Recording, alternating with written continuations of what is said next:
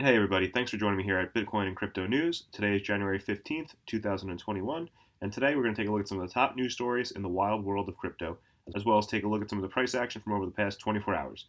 If you like the video, please hit the thumbs up. That really helps the channel grow, and also if you haven't already, please subscribe for more videos. And before we get into the news, let's take a look at some of the price action. So we have Bitcoin down 9.4%, trading around $35,727, giving back most of its gains from yesterday as it rallied over $39,000. We have Ethereum down 6.8%, trading at $1,150. XRP is barely holding on to the number 4 spot, down 6.6%, trading at 27 cents. Polkadot making a rush for the top 4, up 2.5%, trading at $13.03. Cardano is up 5.8%, trading at 29 cents. Litecoin is down 9.7%, trading at $139. We have Bitcoin Cash down 10%, trading at $476. Chainlink cooling down a bit after reaching a new all-time high, trading up 11.4%, priced at $18.73. And we have Stellar closing out the top 10, down 10.3%, trading at 27 cents. Okay, let's take a look and see who's been the best performer in the day.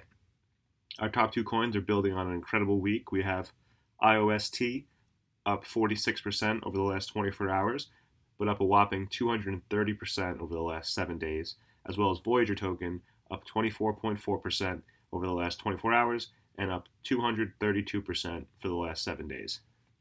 As well as Cosmos, Sushi, Nexo, and Uniswap all up over 5% for the day. We have to give Polkadot and Chainlink a bit of a shout out for breaking their all-time high. Polkadot set their all-time high at $14.80 just about 16 hours ago, and Chainlink sent their all-time high at $20.99 about 4 hours ago.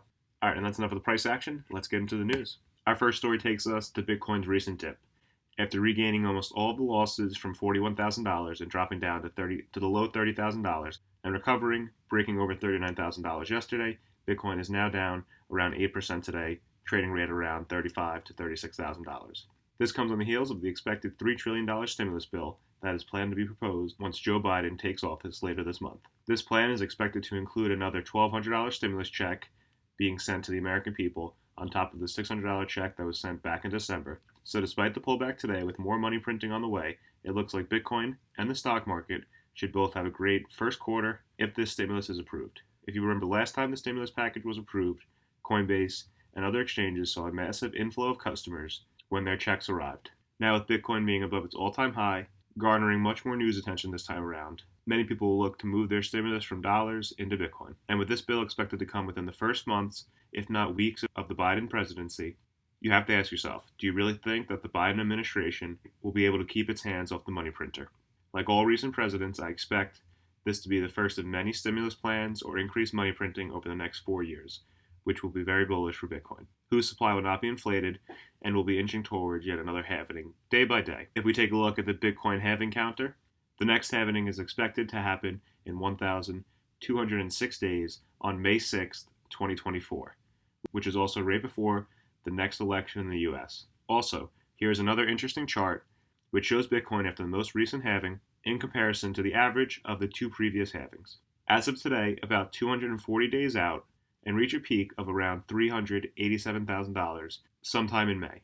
For me, I don't think we're going to get that high that quickly, but Bitcoin has proved to be an unstoppable force once it gets going. I tend to believe more in the lengthening cycles and diminished return theory on Bitcoin, and that the major blow off top will happen most likely in late 2022.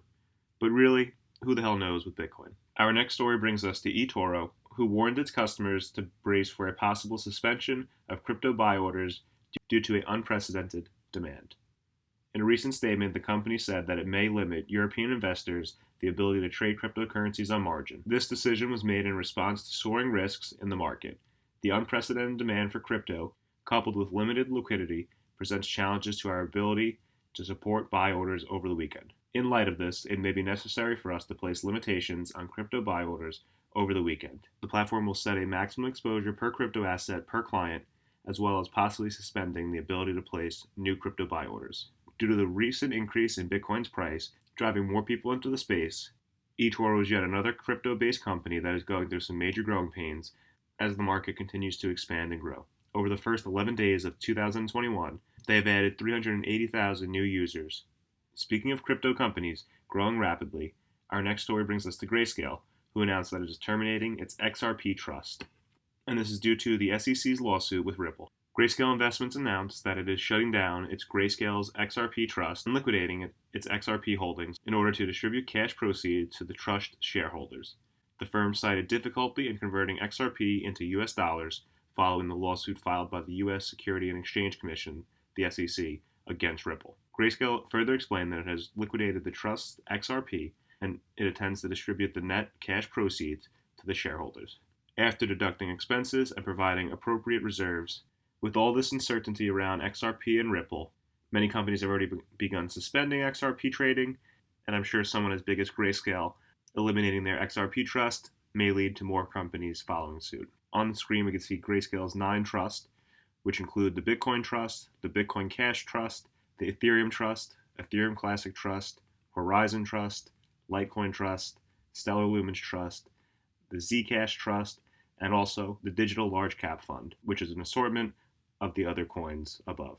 And our last story of the day brings us to Ledger, who suffered a data breach back last summer, with news breaking that owners of Ledger hardware wallets have reportedly been receiving dozens of phishing calls, as well as text and emails over the past few months. Personally, I use Ledger, and I've actually received a couple texts and emails over the past few months. I haven't received any phone calls yet. The text and email usually say something to the effect of that your hardware wallet has been deactivated and you are required to pass verification due to new KYC regulations. There is also a link included to help you complete this task. So with this news going around, I just thought it'd be a good time to go over some basics and remember that you should never enter your seed phrase online or anywhere aside from your Ledger device or whatever wallet you may be using. Also, no one should ever ask you for that information. So if someone from Ledger support or any company is asking you for your seed phrase, do not give it to them. Also, if you are impacted by this and you receive an email, a text, don't click on any of the links within them. There have been many people impacted by this data breach, and some people have had their funds stolen due to falling for some of these phishing attempts. If you ever receive an email or text or call from Ledger or any company, it is always best to go directly to their website and reach out to the support through there to confirm if what you have been sent is legit or if it is a scam. That's all the news I have for you today. I want to thank you for joining me here, and if you liked the video or found the information helpful, please hit the like button. That really helps get the video out to more people. Also, please subscribe if you haven't already. I upload videos daily on the top stories in the crypto space. Also, let me know what you think in the comment section down below. Do you think Bitcoin can reach $100,000 as soon as April 18th, as well as $387,000 in May? Or what about even hitting $100,000 this year? Or do you think we'll see that kind of price action in 2022? Let me know what you think down below, and as always, the links to the articles will be in the description. Thanks again for joining me, and remember, buy the dips, stack sats, and chill.